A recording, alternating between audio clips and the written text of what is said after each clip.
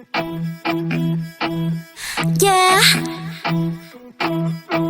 yeah. Halo semuanya, Assalamualaikum warahmatullahi wabarakatuh. Perkenalkan, nama saya Tasya Tarikatul Biasari. Saya berasal dari Universitas Bangka Belitung, jurusan Teknik Sipil kelas B. Jadi di sini saya ingin menjelaskan tentang gambar saya melalui aplikasi AutoCAD untuk memenuhi tugas besar menggambar konstruksi bangunan tahun 2020. Selamat menyaksikan.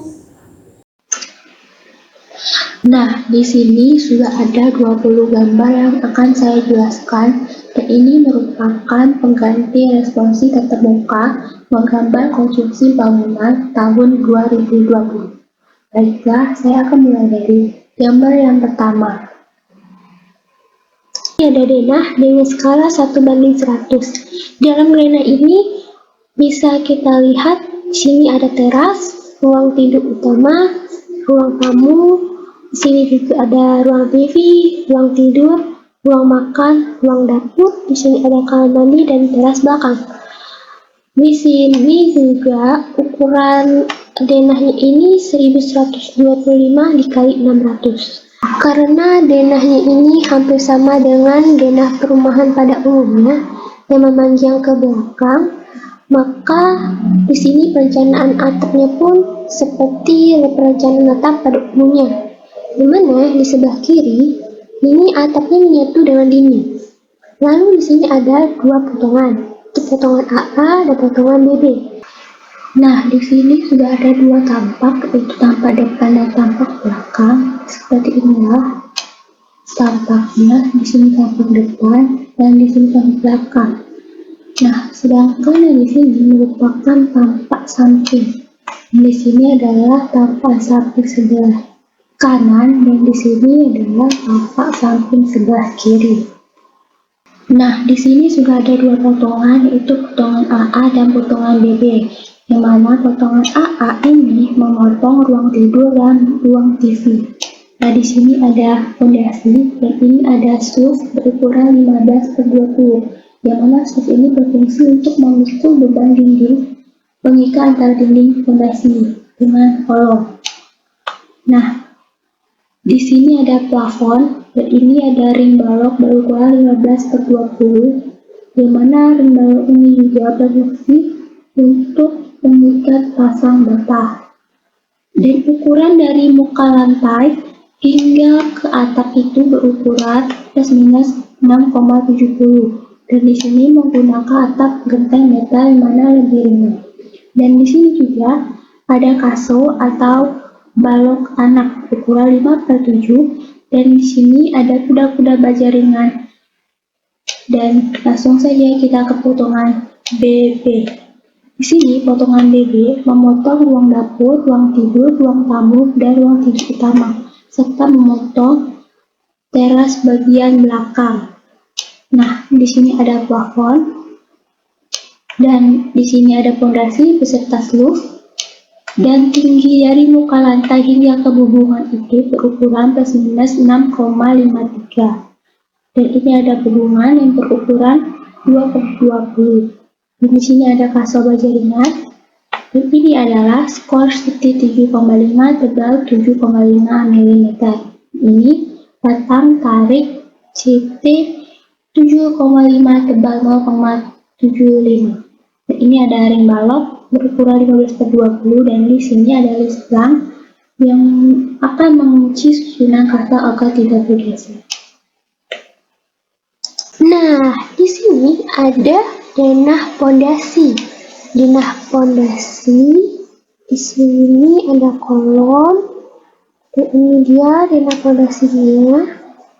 Dan kita langsung saja membahas tentang detail pondasi. Nah, pasir uruk ini berfungsi untuk pemisah agar beton cor tidak tercampur dengan tanah uruk, dan juga pasir uruk ini berfungsi sebagai drainase air sekitar fondasi. Sedangkan tanah uruk ini berfungsi untuk menutup galian dan meninggikan lantai bangunan. Oke, kita akan lanjut ke gambar selanjutnya. Di sini ada rencana kolom. Ini dia rencana kolom berdasarkan denah yang kita punya, dan kita akan langsung membahas detail kolom. Nah, di sini ada detail kolom dengan ukuran 15 kali 15 dengan tulangan pokok 4 diameter 12 dan tulangan besi diameter 8 hingga 150 dan selimut 2,5 cm. Kolom ini termasuk struktur utama untuk meneruskan berat bangunan dan berfungsi sangat penting agar bangunan tidak mudah roboh. Oke, kita lanjut ke gambar selanjutnya. Lalu di sini ada rencana ring balok. Ring balok ini tadi sudah kita jumpai di potongan BB dan potongan AA. Nah, ring balok sendiri itu berfungsi untuk meratakan beban dari struktur yang berada di atasnya, dan ring balok ini terletak di atas dinding bata. Di sini ada detail ring balok dengan ukuran 15/20 dengan tulangan pokok 6 diameter 12, tulangan besi diameter 8 hingga 150 dan selimut 2,5 cm. Lanjut ke gambar selanjutnya. Di sini ada rencana kusen. Kusen sendiri yaitu berfungsi untuk membentuk bingkai hubungan. Di sini ada pintu 1, pintu 2, dan pintu 3, itu di kamar mandi. Jendelanya pun ada jendela 1, jendela 2, dan jendela 3. Kemudian langsung saja ke detail jendela jenis pertama. Ini itu ada 2 potongan. Sini kita memotong bagian AA dan memotong bagian BB. Sini potongan bagian BB, dan ini adalah bagian dalamnya dan ini bagian luarnya. Di sini ada kaca beningnya dengan ukuran 5 mm. Dan di sini ada potongan AA, dan ini adalah daun jendela panel. Sama halnya dengan detail jendela jenis kedua. Di sini ada kaca beningnya, dan di sini ada daun jendela panel. Di sini nampak jendela bagian dalam, dan ini bagian luar.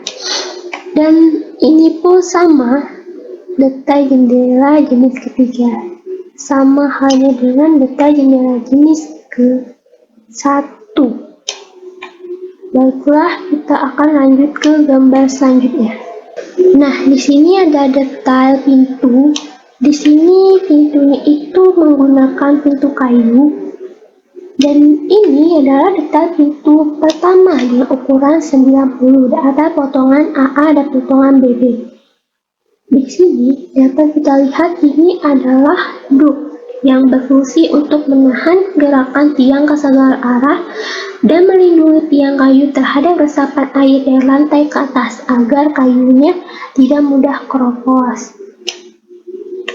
Dan detail pintu 1 ini bisa disebut detail pintu utama yang terletak di teras depan. Ini adalah detail pintu jenis kedua yang ukurannya 80. Nah, ada potongan AA dan potongan BB. Dan detail pintu jenis kedua ini ada di teras bagian belakang dan ruang tidur utama, ada ruang tidur. Di sini ada detail pintu jenis ketiga yang mana ukurannya itu 70 dan ada di kamar mandi. Pintu ketiga ini berbahan PVC atau vinil mirip plastik, anti karat dan murah juga. Kemudian kita lanjut saja ke rencana plafon. Ini rencana plafonnya ini menggunakan gypsum board rangka hollow.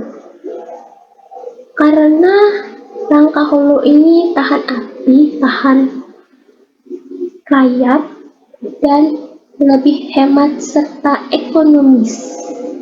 Sini ada detailnya, dimana ini adalah rangka hollow berukuran 4/4 dan di sini ada bautnya. Dan ini adalah list profil, ada penggantung 2/3 dan ini adalah ininya. Ini potongan AA dan ini potongan BB-nya. Dan ini rangka hollow serta bautnya. Lanjut saja ke gambar selanjutnya. Ini dia adalah rencana atap. Rencana atap dari atas.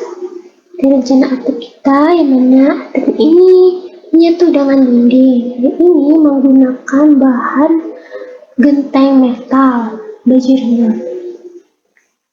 Lanjut saja ke gambar selanjutnya. Ini adalah detail kuda-kuda. Detail kuda-kuda atap. Di sini detailnya dibagi menjadi 4. Di sini detail yang pertama, di sini detail yang kedua, ketiga, dan keempat. Dan di sini ada hubungan dengan ukuran 2/20. Di sini ada rank 3/4. Dan kita tadi menggunakan atap genteng metal. Ini ada skor CT 7,5, tebal 7,5 mm. Di sini ada kasau dan ini adalah batang tarik CT 7,5, tebal 0,75. Dan ini adalah ring balok. Di sini juga ada list plank. Di sini ada plafon. Di sini adalah bentuk profil dari atapnya dengan kode CT75 dengan keterangan citrus 75 mm, tebal 0,75 mm. Dan ini kodenya RT15 dengan keterangan R terus 15 mm. Lalu di sini ada detail 1. Dan ini adalah bautnya. Dan ini itu adalah batang tariknya dengan kode CT75. Ini ada detail kedua, ini bautnya, dan ini detail ketiga, dan ini detail keempat. Lanjut ke gambar selanjutnya. Di sini ada rencana keramik. Keramiknya menggunakan anti slip ukuran 25x25 cm. Nah, di sini ada instalasi listrik. Dan ini adalah MCB. MCB biasanya diletakkan berdekatan dengan pintu jalan keluar atau dengan pintu utama. Nah, di sini ada KWH. KWH biasanya diletakkan di bagian luar rumah. Nah, ini rumahnya menggunakan lampu downlight 13 watt, kecuali untuk kamar mandi berukuran 10 watt. Nah, ini ada stop kontak, dan ini saklar tunggal, sedangkan ini saklar ganda. Lanjut ke gambar selanjutnya, yaitu instalasi air bersih menggunakan sumber air PDAM. Ini ada pipanya yang mengalir air hingga ke kamar mandi dan juga ke wastafel.